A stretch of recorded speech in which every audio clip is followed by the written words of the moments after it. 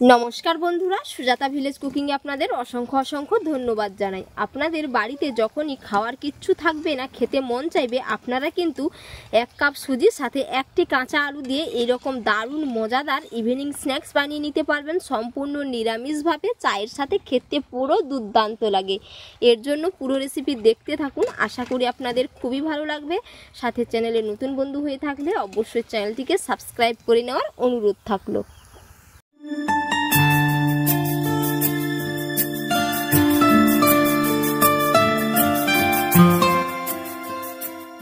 এই রেসিপিটা কিন্তু সম্পূর্ণ নিরামিষভাবে আমি বানিয়ে দেখাবো। এর জন্য বিশেষ কিছু উপকরণ লাগবে না। এখানে আমি একটি কাঁচা আলু নিয়েছি, সাথে 1 কাপ সুজি নিয়েছি। আর এই 1 কাপ সুজি আর আলু কিন্তু সবার বাড়িতেই থাকে। তো প্রথমে আলুটাকে আমি গ্রেটারের দ্বারাই গ্রেট করে নেব। আলুর খোসা ছাড়িয়ে আলুটা ধুয়ে নিয়েছি, এবার আমি এটাকে গ্রেট করে নিচ্ছি।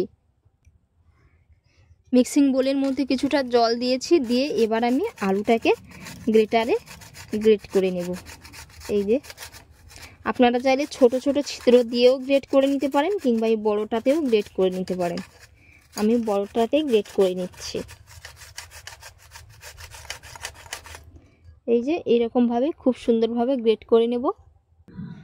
আলুটা খুব সুন্দর করে গ্রেট করে নিয়েছি। এবার আমি আলুটা জল পাল্টিয়ে পাল্টিয়ে 2 থেকে 3 বার ভালো করে পরিষ্কার করে ধুয়ে একটি স্ট্রেনারের দ্বারাই আমি আলুগুলো ছেঁকে রেখে দেব। খুব ভালো করে আলুটা আমি ছেঁকে নিয়েছি একটি স্ট্রেনারের দ্বারা। তো এর জলটা খুব ভালো করে ঝরিয়ে নেব। এবার আমি উনুন জেলে বানিয়ে নেব নাস্তাগুলো। এবার আমি কড়াই বসিয়ে দেব। এবার আমি কড়াইয়ের মধ্যে দিয়ে দিচ্ছি 2 চামচের মতো সরষের তেল। এখানে আপনারা সরষের তেলের পরিবর্তে সাদা তেলও দিতে পারেন। তেলটা খুব সুন্দর হয়ে গরম হয়ে গেছে। এবার আমি দিয়ে দিচ্ছি এর মধ্যে 1/2 চামচ গোটা জিরে।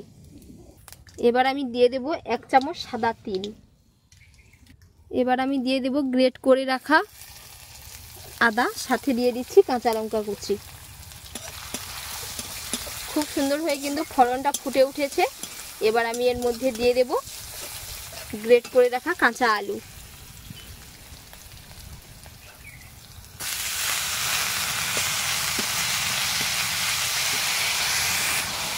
এবার দিয়ে দেব বেশ কিছুটা কাসুরি মেথি। আপনারা এখানে কাসুরি মেথির পরিবর্তে ধনে পাতা অ্যাড করতে পারেন। আর বন্ধুরা, এখানে আমি সম্পূর্ণ নিরামিষভাবে বানিয়ে দেখাচ্ছি, আপনারা চাইলে এর মধ্যে পেঁয়াজ এবং রসুনও দিতে পারেন। এবার আমি অল্প করে একটু হলুদের গুঁড়ো দিয়ে দেব, যাতে কালারটা খুব সুন্দর আসে। আলুটা এখানে আমি 2 মিনিটের মতো নাড়াচাড়া করে নিয়েছি। এবার আমি এই বাটির মাপ করে 1.5 বাটি জল দিয়ে দেব। সাথে দিয়ে দেব পরিমাণ মতো লবণ। এইভাবে আমি 2 মিনিটের মতো আলুটা সেদ্ধ করে নেব। 2 মিনিটের মতো হয়ে গেছে। এবার আমি এর মধ্যে দিয়ে দিচ্ছি 1 কাপ সুজি। তো সুজি দিতে থাকবো আর এইভাবে নাড়তে থাকবো, দিয়ে খুব সুন্দর করে একটি ডোয়ের মতো বানিয়ে নেব।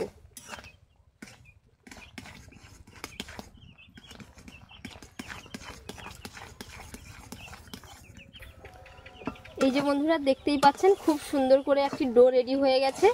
ডোটা খুব বেশি শক্ত করব না। এই অবস্থায় আমি কিন্তু কড়াই থেকে তুলে নেব। এই যে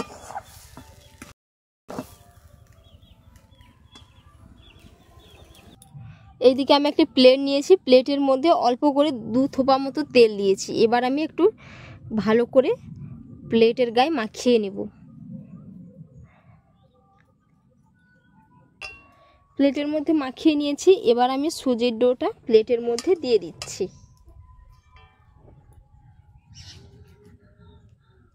প্লেটের মধ্যে তুলে নিয়েছি। এবার আমি ভালো করে এটাকে চ্যাপটা করে নেব, দিয়ে প্লেটের মধ্যে মিলে নেব।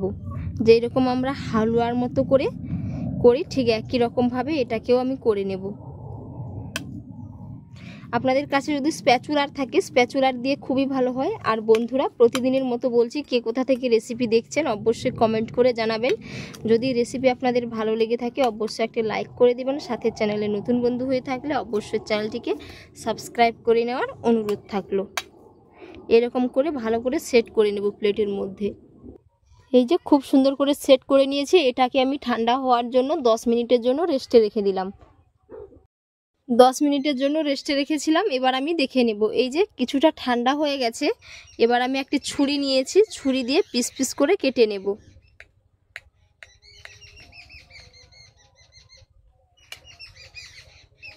এরকমভাবে কেটে নেব পিস করে। আপনারা কিন্তু এখানে আপনাদের পছন্দ অনুযায়ী শেপ দিতে পারেন। আমি চৌকো শেপে কেটে নিচ্ছি।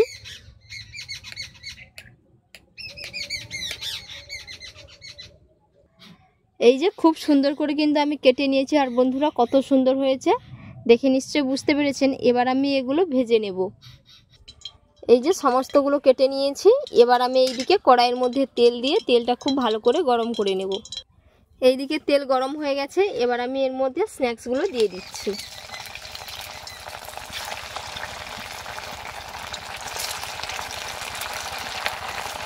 একেবারেই লাল লাল করে ভেজে নেব।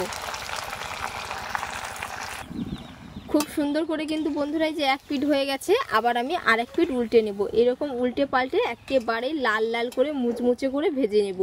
খেতে কিন্তু দারুণ হয়। আপনারা কিন্তু বাড়িতে একবার এইরকমভাবে বানিয়ে দেখতে পারেন। এই যে কালারটা দেখুন খালি কত সুন্দর এসছে।